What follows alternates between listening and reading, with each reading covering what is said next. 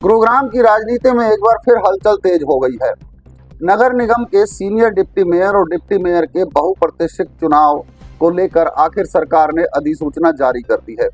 लेकिन इस बार सबसे ज्यादा चर्चा में ये चुनाव का टाइमिंग है, क्योंकि अधिसूचना 28 अप्रैल की शाम को जारी हुई और चुनाव 30 अप्रैल सुबह होने हैं। यानी पार्षदों और दिग्गज नेताओं के पास रणनीति बनाने के लिए महज एक दिन का समय है। इसी दिन गुरुग्राम की राजनीति का पूरा खेल होना तय है। अधिसूचना के बाद पार्षदों में हलचल तेज हो गई है। लॉबिंग, मीटिंग्स, फोन कॉल्स का दौर शुरू हो चुका है। हर गुट अपने उम्मीदवार को मजबूत करने में जुटा है।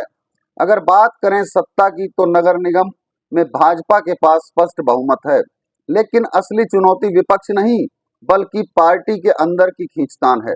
एक तरफ जहां केंद्रीय मंत्री राव इंद्रजीत का खेमा है, जो गुरुग्राम की राजनीति में अपनी मजबूत पकड़ रखता है, वहीं दूसरी ओर कैबिनेट मंत्री राव नरबीर सिंह के समर्थक हैं, जो अपने प्रभाव और नेटवर्क के दम पर अपनी दावेदारी मजबूत कर रहे हैं। दोनों गुट अपने करीबी पार्षदों को इन अहम पदों पर बैठाना चाहते हैं और यही वजह है कि भाजपा के अंदर वर्चस्व की लड़ाई खुलकर सामने आएगी। राजनीतिक जानकारों की माने तो यह चुनाव सिर्फ दो पदों का नहीं बल्कि शक्ति संतुलन का भी है।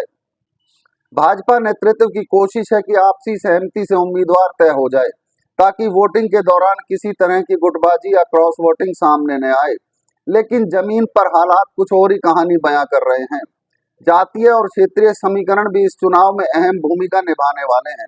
गुरुग्राम की डेमोग्राफी को देखते हुए पार्टी को ऐसा चेहरा चुनना होगा जो हर वर्ग को संतुलित कर सके। वहीं दूसरी ओर बागी पार्षद भी इस चुनाव में गेम चेंजर बन सकते हैं। कई ऐसे पार्षद हैं जो निर्दलीय जीत के आए हैं, लेकिन उनका झुकाव भाजपा की ओर ही रहा है। अगर इन्हें टिकट या पद नहीं मिला तो ये पूरा समीकरण बिगड़ सकते हैं।